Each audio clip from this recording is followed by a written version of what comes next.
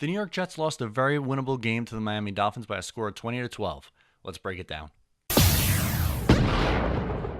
What's going on, guys? I'm Matt O'Leary, back with another video. We'll be breaking down the New York Jets' first loss of the season, but before we get started, I just wanted to mention that you can follow me on social media at Matt O'Leary NY on Facebook, Twitter, and Instagram to keep things updated and for you to follow along with me as I cover New York sports here on the internet and for just the market in general.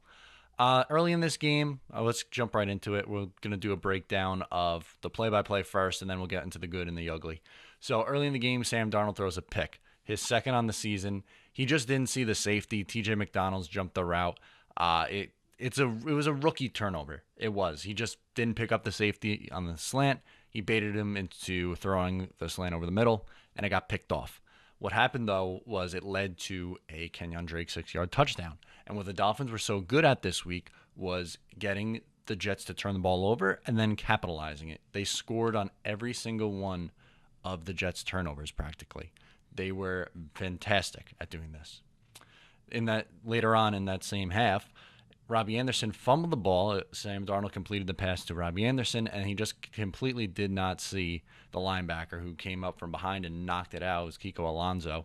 And that was the Jets' second turnover of the day, and that one turned into a pass over the middle to Albert Wilson. Now, what Wilson did was just completely blow past Buster Skrine.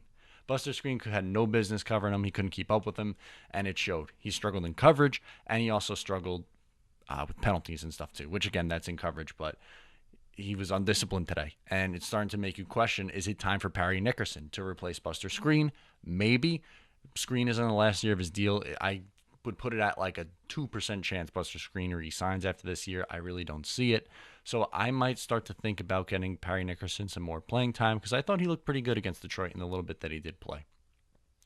The Dolphins would add one more touchdown in the first half, but they missed the extra point, so they went up 20-0, and the Jets would have one more possession. He was able to hit Pryor over the middle, and he was able to take it into New York Jets territory, and they didn't have to settle for just going into the half down 20-0 and not trying.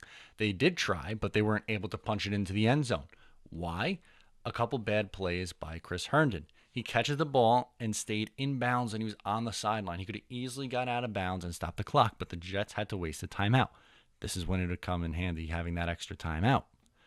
Jets throw a pass over the middle, caught at the 2-yard line, broken tackle, down at the 1, time runs out. That's the half. If Herndon goes out of bounds, you can call that timeout, either kick the field goal or you'll have time for one more play. Unfortunately, that wasn't the case. Jets go into the half down 20-0, but they get the ball to start the second half.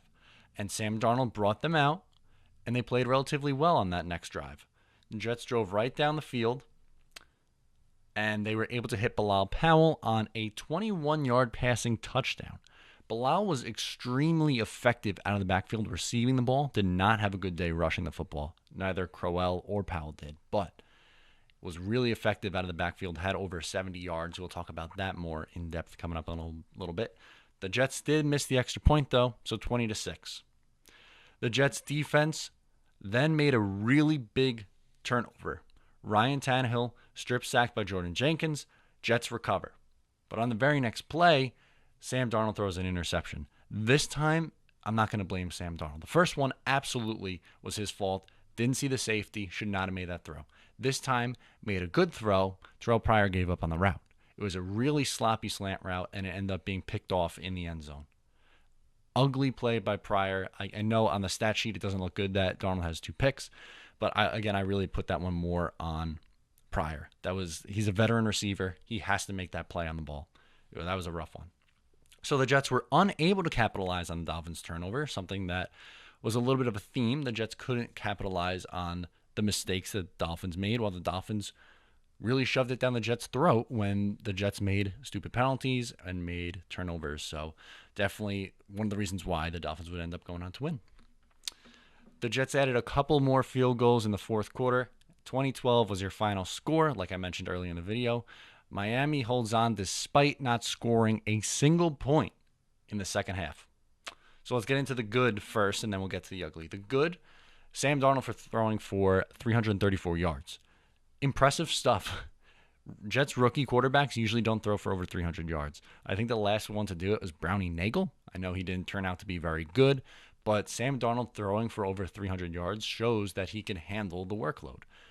It wasn't necessarily all his fault. Like I said, the prior interception was the interception in the end zone is on Pryor, was what I was trying to say. The first one, like I beat to death already, is on his fault. Yes, but a rookie is going to make that turnover.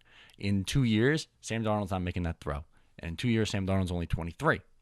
So it's good that you're getting this out of the way now at 21 years old. He's going to make mistakes, and that's okay. That's what 2018 is about. Him making the mistakes and bouncing back from it. Despite the 2 picks, he still had a 61% completion percentage. That's okay. As long as it's above 60%, I'm all right with that. Obviously, he's not going to throw for 70% every single week like he did in week 1. So 61%, not terrible from Sam Darnold in week 2. My second good from this week is Quincy Enunwa. Had a fantastic game. He went for 92 yards, made a couple big plays. Seems to be Sam Darnold's favorite target. Again, I love getting Enunwa involved. Very good after the catch. But here's the one thing. You don't want to lock into Enunwa too much. You want to spread the love around and really diversify the offense. So that's my one small critique with it, even though I love getting Enunwa involved. And the fact that like nobody in the national media mentioned him coming back this year, atrocious. To think the Jets actually have a bad receiving core is kind of laughable. Robbie Anderson's a very good deep threat. Quincy Enunwa is a great third down guy and a guy who can make plays happen after the catch. Phenomenal stuff there. Bilal Powell in the receiving game was good, not in the running game. He had 74 yards and a touchdown. I like him as a safety blanket for Sam Darnold. It makes a lot of sense when the Jets used him a lot down the stretch in 2015 and then wrote him out in 2016. He was very effective in the passing game. Wasn't as effective last year in it, but I really like what I've seen from Bilal Powell in the first couple of weeks. Henry Anderson looked really good. He was very disruptive. He had a sack early in the game. What a trade from Mike McCagnon. Gave a late round pick for him, and he's worked out very good for the New York Jets. And Jamal Adams was all over the field again. So again, he made a couple of big hits. Didn't have any interceptions or anything like that, but he played relatively well, I thought. Now, as for the bad, Darnold on the first pick, we already talked about it at length. Can't make that throw. On the second one, Pryor, I mean, you got to run a better route. You're a veteran. That's bad. We got to change that up. Not punching it in at the end of the first half was also atrocious. The game management there from the coach wasn't great. The mental error from Herndon was also bad. So while I'm talking about Herndon on that mental play at the end, let's talk about him for a second in the second half. He had a brutal drop. I mean, absolutely brutal. Sam Darnold rolls out to the left and makes a phenomenal throw like 20 yards down the sideline.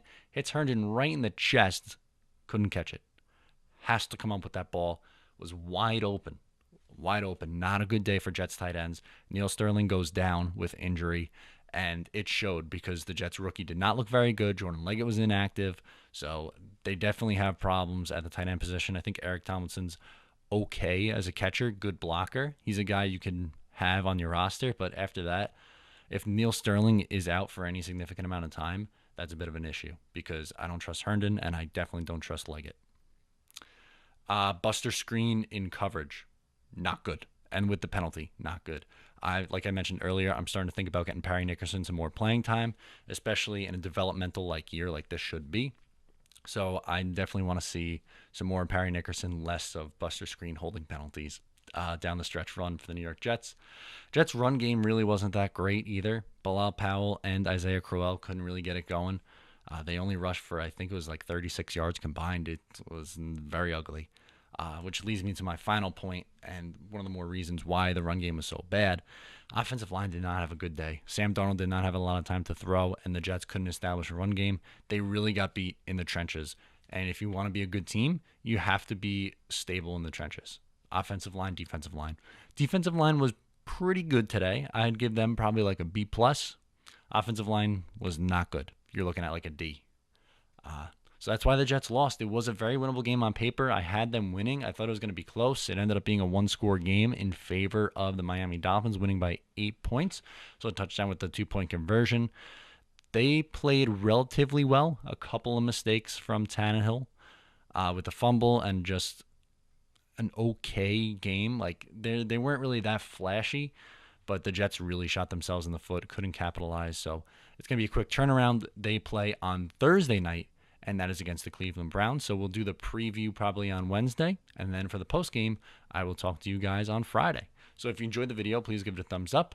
If you liked it, please subscribe. Take care and have a great day.